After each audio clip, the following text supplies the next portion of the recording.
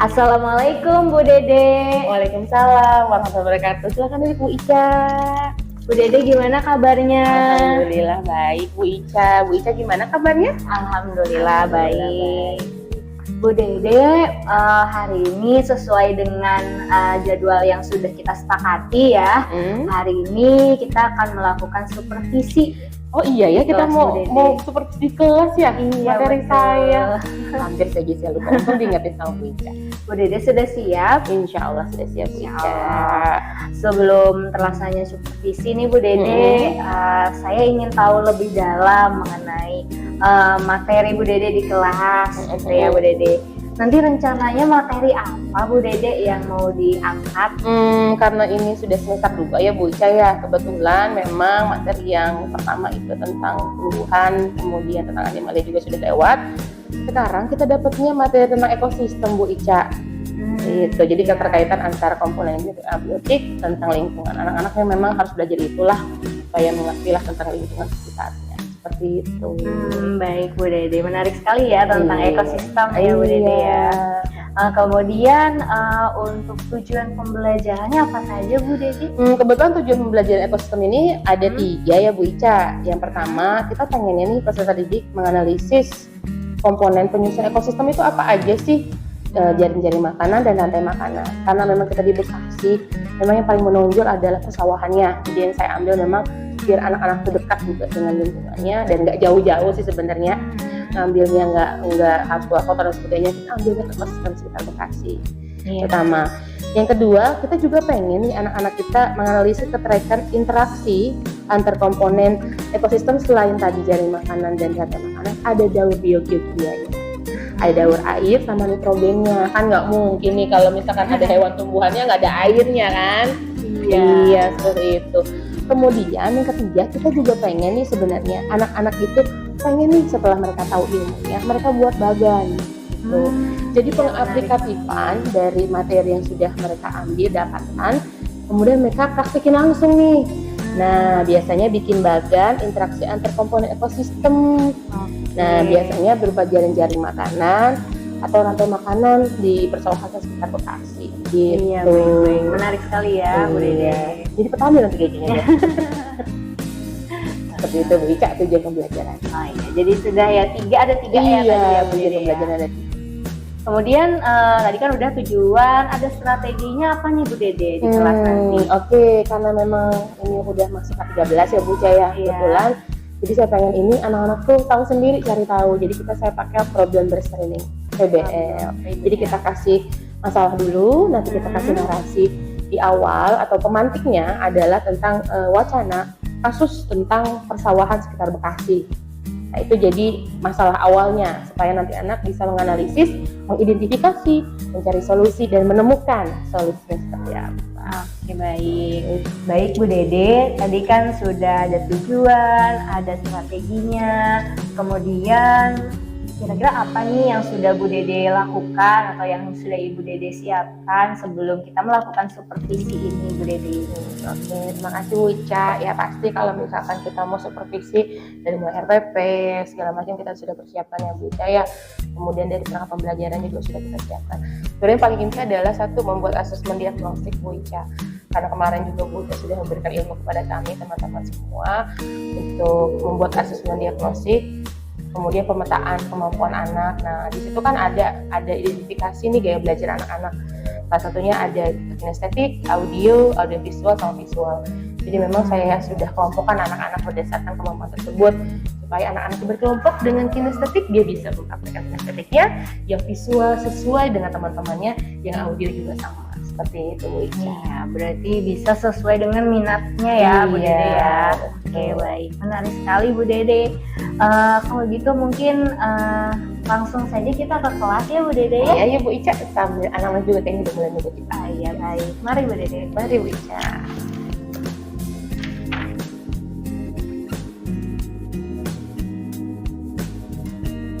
Assalamualaikum warahmatullahi wabarakatuh. Waalaikumsalam warahmatullahi wabarakatuh. Oke, gimana hari ini sudah siap belajar biologi? Wah, luar biasa memang 10 pas 1 ini. Mengawali untuk pembelajaran biologi hari ini, alangkah kita mulai dengan waktunya berdoa. Silahkan ketua kelas untuk pimpin doanya. Oke teman-teman, sebelum belajar,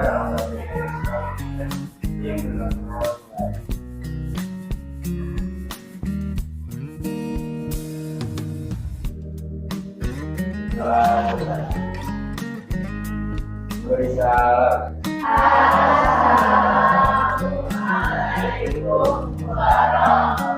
Assalamualaikum warahmatullahi wabarakatuh. Waalaikumsalam warahmatullahi wabarakatuh.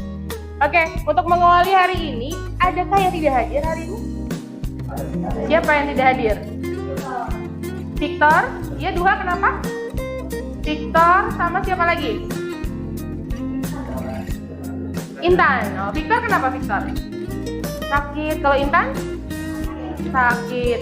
Oke, karena ada teman kita yang sakit, kita doakan semoga teman kita yang hari ini sakit, semoga cepat sembuh ya, dan kembali belajar seperti biasa. Amin. Karena kalau nggak bisa belajar biologi rugi ya.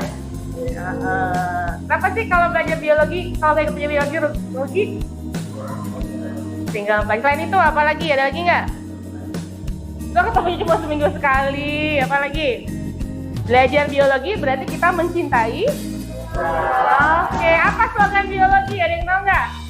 Belajar biologi, cintai diri, cintai lingkungan. Nah, karena kita sudah mau belajar biologi dan mulai mencintai lingkungan, udah deh mau tahu nih hari ini perasaan kalian seperti apa sih? Nah, pasti nggak semuanya ada yang semangat, pasti ada juga beberapa yang sedih dan sebagainya. Nah, udah kasih nih kinetik buat kalian. Nah, sekarang silahkan dibagikan ketua kelompoknya. Nanti dituliskan perasaan kalian hari ini seperti apa. Nah, gambarnya di depan nih. Ada gambar sedih, kemudian ada yang senang, ada yang biasa aja sih, ada juga yang senang sekali. Seperti itu. Silahkan digambarkan.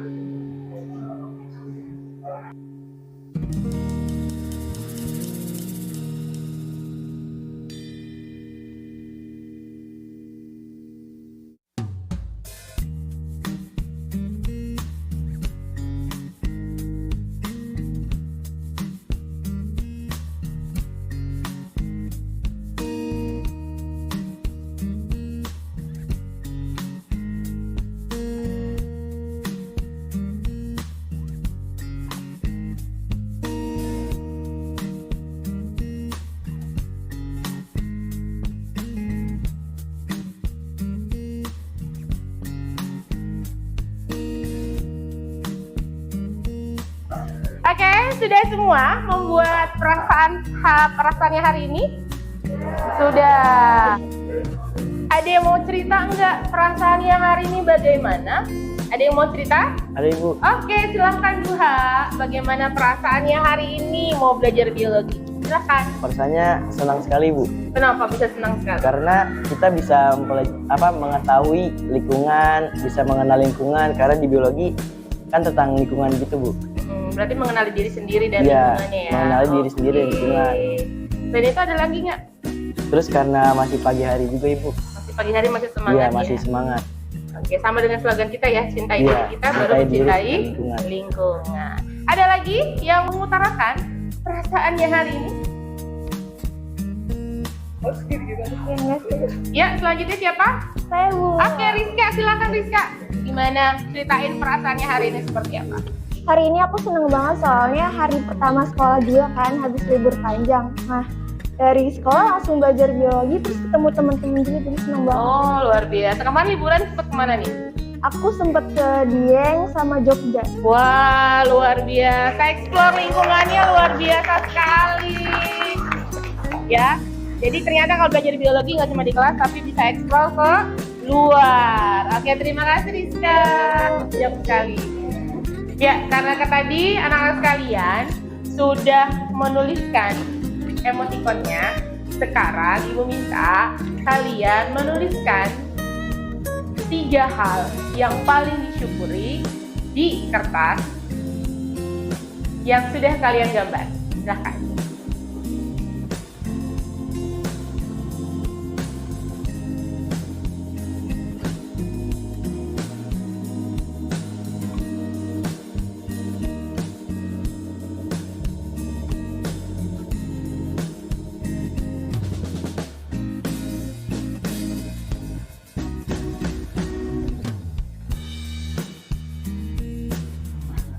Oke, ada yang mau menceritakan 3 hal yang disyukuri? Aku Bu. Oke, silakan Kevin. Oke. Apa tuh yang kamu syukuri hari ini? 3 hal. Pertama ya saya masih bisa menjalankan kegiatan hari ini dengan sehat. Alhamdulillah. Nah, terus tadi pagi masih bisa ketemu orang tua dulu sebelum berangkat sekolah. Alhamdulillah. Terus sama ya di sekolah masih ketemu sama teman-teman dengan lengkap. Luar biasa. 3 hal itu ya, berarti teman-teman, sama orang tua, dan menjalankan aktivitas hari ini. Oke, luar biasa. Tepuk tangan buat Rasul.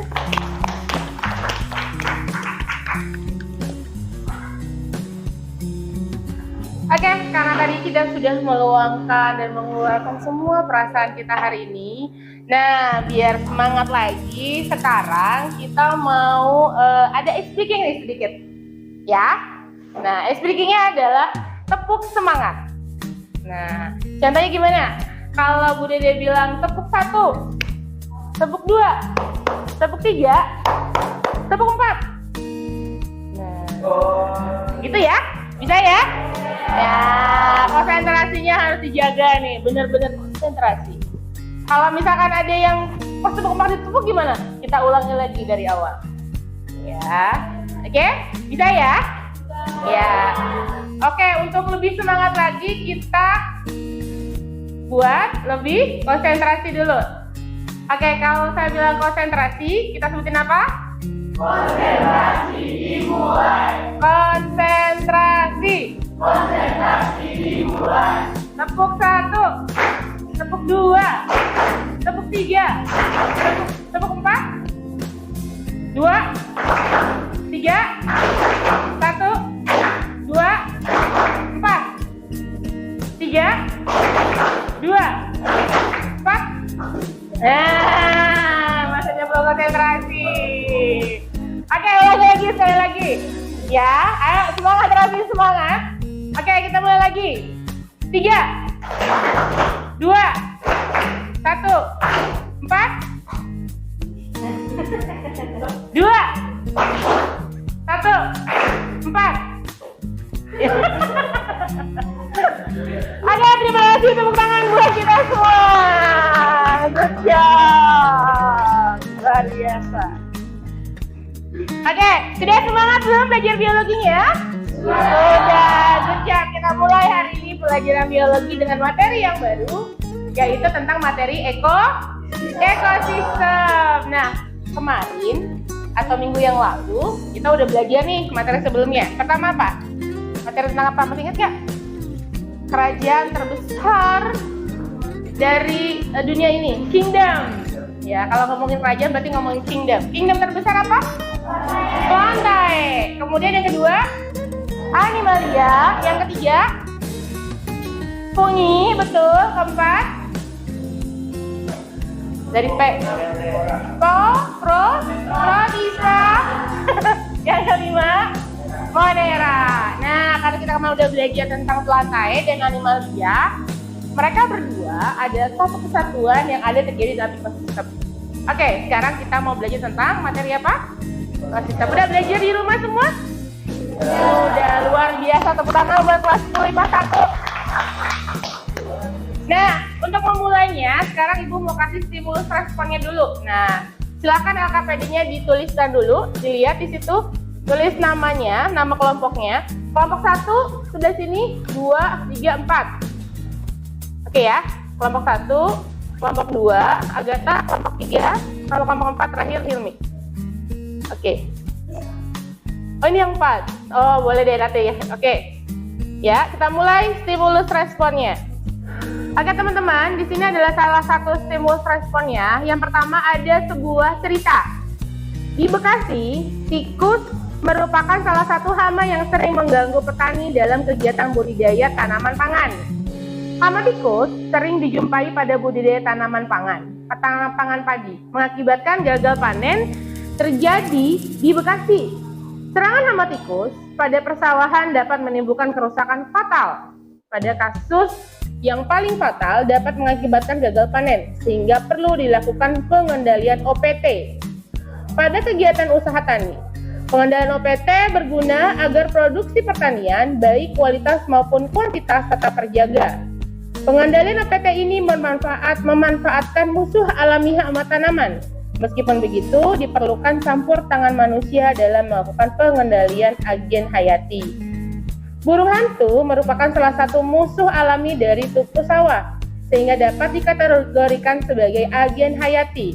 Burung hantu termasuk hewan nokturnal yang biasa beraktivitas mencari makanan di malam hari. Pemanfaatan burung hantu sebagai pengendali hama tikus di persawahan tergolong lebih ramah lingkungan jika dibandingkan dengan pengendalian hama secara konvensional yang masih menggunakan bahan kimia. Burung hantu mampu memangsa 2 sampai dengan 5 ekor tikus setiap harinya. Harapannya, dengan pemanfaatan burung hantu sebagai pengendali hama tikus, sawah dapat membantu petani mengatasi permasalahan hama tikus serta dapat mengurangi penggunaan bahan kimia. Sebagai pengendali hama tikus dalam kegiatan budidaya tanaman pangan di Indonesia. Nah, itu adalah salah satu cerita narasi. Nah, sekarang teman-teman silahkan tuliskan di LKPD kalian. Nah, udah ada LKPD di situ kan? Nah, silahkan. Atau di situ juga sudah ada bisa scan barcode untuk stimulus yang kedua, yaitu tentang persawahan di sekitar Bekasi. Nah, kita mau belajar apa aja sih hari ini? Nah, Bu Dede udah ada PPT-nya nih, teman-teman. Nanti kita cek dulu ya. Oke, kita mau belajar apa aja hari ini sih? Kita mau belajar tentang ekosistem. Nah, pernahkah kita menyadari pentingnya lingkungan sekitar kita yang selama ini menjadi tempat tinggal kita? Pernah nggak? Pernah, pasti semuanya pernah ya, karena kita semuanya tinggal di bumi dan lingkungan sekitarnya. Nah, coba pikirkan dari kasus tersebut apa yang dapat kalian temukan? Yang tadi masalah narasi tadi. Oke. Bentar. Nah, tujuan pembelajaran kita apa aja hari ini? Yang pertama, peserta dididik dapat menganalisis komponen penyusun ekosistem dalam rantai makanan dan jaring-jaring makanan pada persawahan sekitar Bekasi. Yang kedua, peserta didik dapat menganalisis keterkaitan interaksi antar komponen ekosistem dalam daur biogeokimia, daur air, dan daur karbon pada persawahan sekitar Bekasi. Yang ketiga, peserta didik dapat membuat bagan tentang interaksi antar komponen ekosistem dan jaring-jaring makanan yang berlangsung dalam ekosistem. Ini adalah tujuan pembelajaran kita. Jadi anak-anak sekalian bukan hanya tahu ekosistem itu apa, kemudian manfaatnya apa, tapi bagaimana daur hidupnya. Kalau salah satu ekosistemnya itu hilang, apa yang akan terjadi? Contoh misalkan kayak di persawahan. Di situ ada padi, ada tikus, ada burung. Kalau misalkan burung hantunya hilang, yang terjadi apa? Oke, rusaknya ekosistem. Salah satunya adalah meledaknya hama tikus. Kemudian kalau misalkan ada di situ ada unsur biotik dan abiotik. Kalau misalkan si airnya tidak ada, bagaimana terjadi? Kekeringan. Jadi memang harus ada keseimbangan antara komponen biotik dan abiotik, komponen yang hidup dan komponen yang tak hidup. Salah satunya adalah apa aja komponen dari abiotik? Batu, pasir, tanah, air, udara, kelembapan. Tepuk tangan sebelum IPA 1, berarti sudah belajar semua ya. Oke, kemudian komponen biotik yang pertama, tumbuhan, hewan, fungi, apalagi, dan lain sebagainya. Semua yang berhidup pakai. Oke, nah tujuan kita belajar hari ini. Nah, coba pikirkan dari kasus tersebut apa yang dapat kalian kemukakan. Nanti di LKPD-nya ditulis. Yang pertama adalah identifikasi masalah tersebut. Kemudian buatlah hipotesis dengan dugaan sementara. Nah, teman-teman cari dugaannya karena kenapa? Silahkan cari informasi dari beberapa sumber mengenai permasalahan tersebut. Jadi Bu Dede udah masukin juga tuh narasi-narasinya. Kemudian tuliskan hasil pengamatan kalian terhadap video tersebut atau tadi narasi. Di videonya bisa kalian scan barcode juga di LKPD-nya. Kemudian presentasikan hasil pengamatan kalian dan hasil rancangan percobaan di depan kelas. Buatlah simpulan serta jaring-jaring makanan dalam ekosistem berdasarkan masalah yang telah kalian diskusikan pada kelompok di bawah ini. dan kemukakan hambatan yang kalian temui pada saat proses pemecahan masalah pada kolom di bawah ini. Oke, sekarang anak-anak sekalian bisa langsung mengerjakan LKPD-nya dari kasus yang tadi narasi tentang burung, tentang sawah yang terkena hama, atau nanti di situ ada narasi juga di link YouTube-nya, teman-teman bisa lihat. Di situ ada narasi tentang gagal panen karena kekeringan. Silakan mengerjakan. Oke? Waktunya nggak lama ya.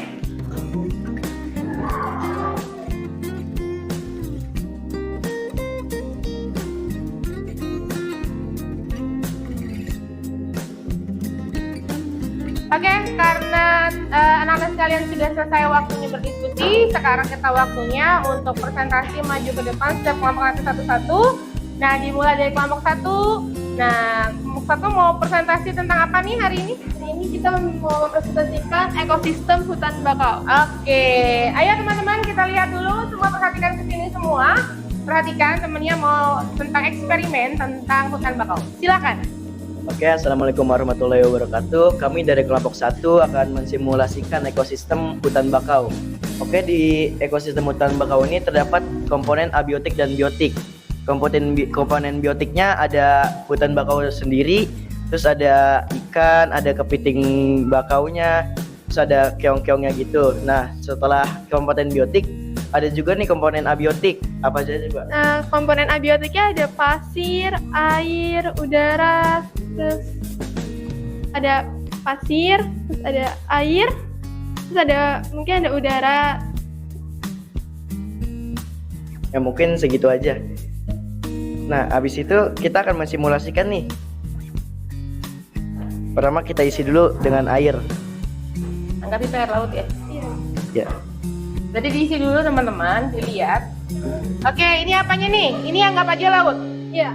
Laut, di sini Pesisir. pesisir daratan. Oke. Gimana caranya nih fungsi dari si hutan bakau untuk menjaga ekosistem pantai? Gimana simulasinya? Nah, ini kan kita di sini kan kayak ini laut, ini pesisir pantainya.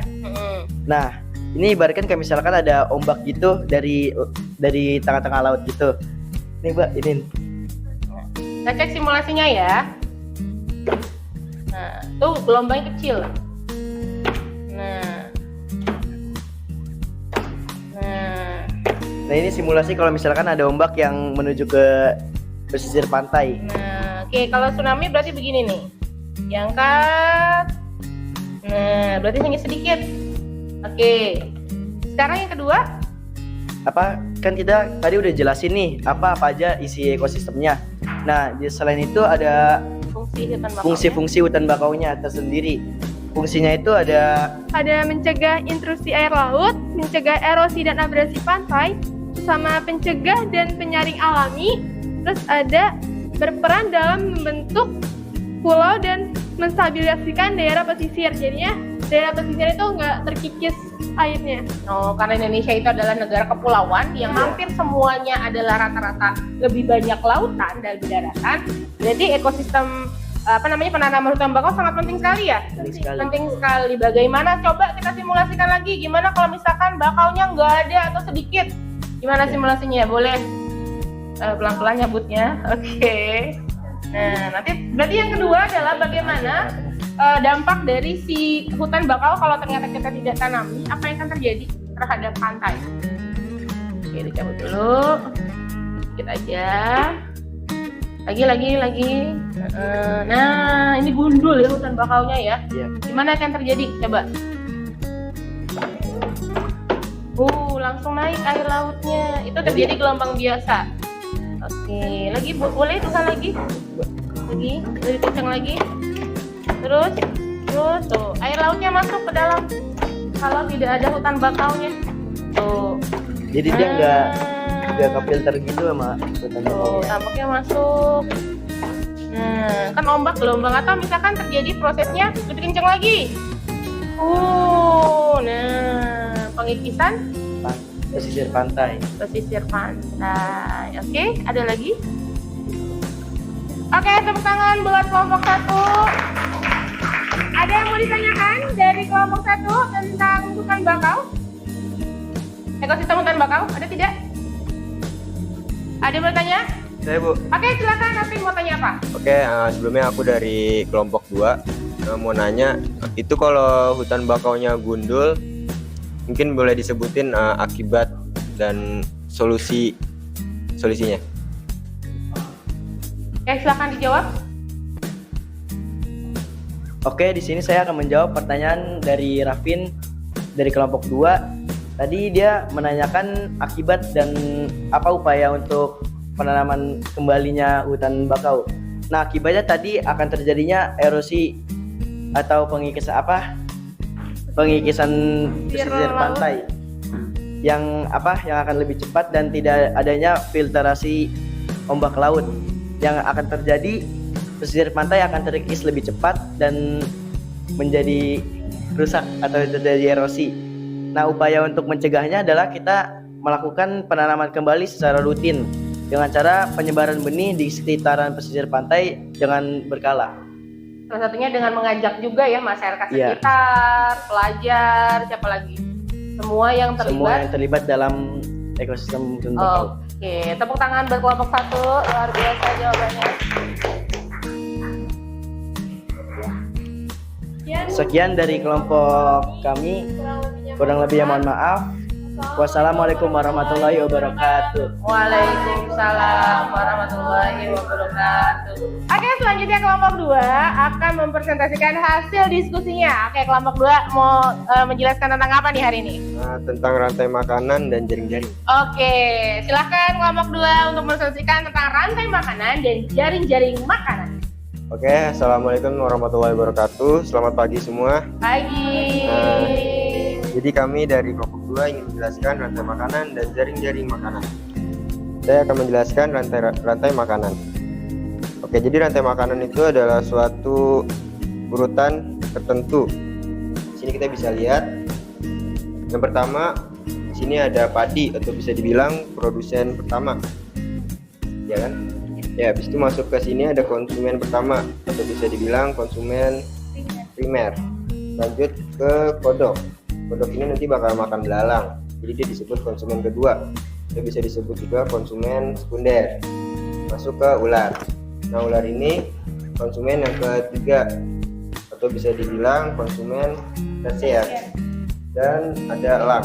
Elang ini konsumen yang keempat atau bisa dibilang konsumen yang finally terakhir. Dan balik lagi kalau elang itu mati jadi bakteri atau jamur. Maksudnya dekomposer ya? Iya, dekomposer. Selanjutnya ada jaring-jaring makanan. Bedanya di sini rantai makanan sama jaring-jaring makanan itu, kalau jaring-jaring makanan dia gabungan dari rantai makanan. Jadi yang saling berhubungan dan dikombinasikan. Jadi kan kalau tadi rantai makanan itu apa, Vin? Kayak urutannya tertentu. Ya, udah cuman satu jenis doang. Tapi kalau jaring-jaring makanan dia organisme lain memakan. Ya, ada berbagai macam organisme, jadi saling memakan organisme lain. Di sini contohnya ada padi. Padi sebagai produsennya juga yang pertama, lalu padi dimakan ulat dimakan burung, lalu ada padi dimakan belang, belang dimakan kodok, dan kodok dimakan elang, dan juga ada padi dimakan tikus dan tikus dimakan ular. Nanti ujungnya juga sama, ular bisa dimakan elang dan elang mati akan jadi fungi atau dekomposer. Oke, kalau tadi temennya udah ngejelasin tentang rantai makanan dan jaring makanan, ada yang mau ditanya tentang rantai makanan dan jaring-jaring makanan. Oke, silakan Lucia dari kelompok 4 ya. Bagaimana jika salah satu komponen dari jaring-jaring makanan hilang? Contohnya adalah ular. Bagaimana kalau ular itu hilang? Oke, bagaimana ular itu hilang dan bagaimana kelangsungan terhadap jaring-jaring makanannya ya? Betul? Iya. Oke, silakan. Oke, jadi saya akan menjawab pertanyaan Tia dari kelompok 4 jika ular populasinya punah atau berkurang. Jadi yang pastinya nanti akan ada terjadinya ledakan populasi. Kalau di sini bisa dilihat populasi tikusnya itu akan meningkat sehingga menyebabkan padinya itu rusak dan ekosistemnya juga rusak. Iya, jadi kurang lebihnya itu. Lalu di sini kan jaring-jaring makanan. Jaring-jaring makanan sendiri adalah hubungan alami dari rantai-rantai makanan dan representasi grafis dari proses makanan dan dimakan dalam komunitas ekologis. setiap rantai makanan dan jaring-jaring makanan akan berakhir dengan pengurai. Keseimbangan ekosistem akan terganggu jika salah satu dari rantai makanan mendadak punah atau hilang.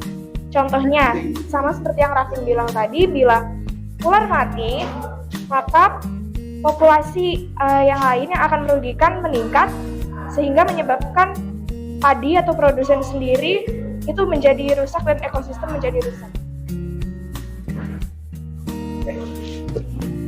Oke, mungkin segitu aja dari kelompok kami. Kurang lebihnya mohon maaf. Wabillahi taufiq wal hidayah. Wassalamualaikum warahmatullahi wabarakatuh. Waalaikumsalam warahmatullahi wabarakatuh. Ya, terima kasih kelompok 2. Oke, selesai sudah pelajaran hari ini. Nah, tadi kita udah belajar tentang ekosistem. Ada ekosistem hutan bakau, ada jaring-jaring makanan, ada rantai makanan, ada hidrologi air, ada hidrologi oksigen, dan lain sebagainya. Nah, dari kesemua pembelajaran hari ini, ada nggak yang mau mengutarakan kesimpulannya? Yang berani? Oke, silakan Duha. Oke, saya akan menyimpulkan dari apa yang kita pelajari tentang hutan bakau dan jaring-jaring dan rantai makanan. Jadi di hutan bakau kan ada ekosistemnya tuh, ada kehidupan abiotik dan biotik. Biotiknya tadi terdiri dari ikan, terus ada kepiting bakau, ada hutan bakaunya. Terus tadi abiotiknya ada udara, pasir, air. Terus juga tadi di rantai makanan sama jaring-jaring makanan juga harus teratur. Kalau misalkan salah satu dari hewannya ada yang hilang, itu pasti akan ada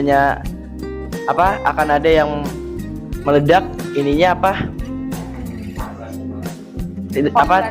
populasinya akan ada yang meledak, terus ada yang menurun populasinya dan tidak akan seimbang. Begitu pula tadi yang abiotik dan biotik harus seimbang. Jadi ekosistem itu ketika tidak saling berdampingan atau tidak saling seimbang akan rusak ekosistemnya. Oke, tepuk tangan buat Duha, luar biasa. Oke, benar sekali kata Duha. Ekosistem adalah hubungan timbal balik antara komponen biotik dan abiotik yang sama-sama saling menguntungkan satu dengan yang lainnya. Oke, terima kasih untuk pembelajaran hari ini. Ya, alhamdulillah. Nah, kita tutup hari ini pembelajaran luar biasa. Ingat slogan biologi apa? Cintai diri, cintai lingkungan. Ulang lagi, belajar biologi. Cintai diri, cintai lingkungan. Ya, tepuk tangan buat kita semua. Alhamdulillah. Oke, sampai kita di penghujung pembelajaran. Silahkan ketua kelas untuk memimpin doanya hari ini. Mudah-mudahan pelajaran hari ini bermanfaat untuk kita semua. Dan ingat sekali lagi, jangan sampai apa yang kita lakukan hari ini itu justru merugikan oleh ekosistem orang lain, justru bermanfaat. Jadi sebaik-baik manusia adalah orang yang bermanfaat untuk orang lain. Silakan.